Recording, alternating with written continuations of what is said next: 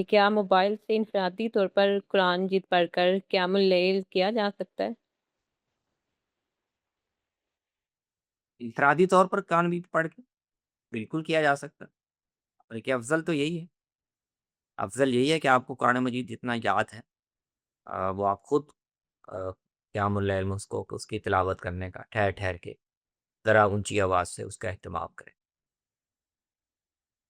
अफ़ज़ल यही है, बेहतर यही है कि आप खुद करें। लेकिन उसकी पाबंदी ना हो सके या उसमें मुश्किल महसूस हो तो फिर ये ऑप्शन भी है कि आप समाअत कर लें। जी, अम, बहुत शुक्रिया। मैं इसमें शायद वही पूछ ये मोबाइल से पढ़ के कुरान मजीद ऐसे पूरा जो है वो ख़त्म किया जा सकता है? मोबाइल इस्तेमाल करते हुए मोबाइल बस नमाज़ के अच्छा, अच्छा, दौरान में नहीं मैंने अकेले मोबा ही इनफ़्रादी ठीक है, ठीक है। मैंने मोबाइल से नहीं सुना। तो मोबाइल से मैं उसको ये बेहतर नहीं है, आपको ज़ुबानी जो याद हो वो पढ़ना चाहिए। लेकिन अगर किसी को याद नहीं है लेकिन उसका दिल इसमें ज़्यादा लगता है कि मोबाइल खोल के या सामने रख के उसमें उसमें से पढ़ता जाए, तो इसको बिल्कुल गलत नहीं कहा जा सकता।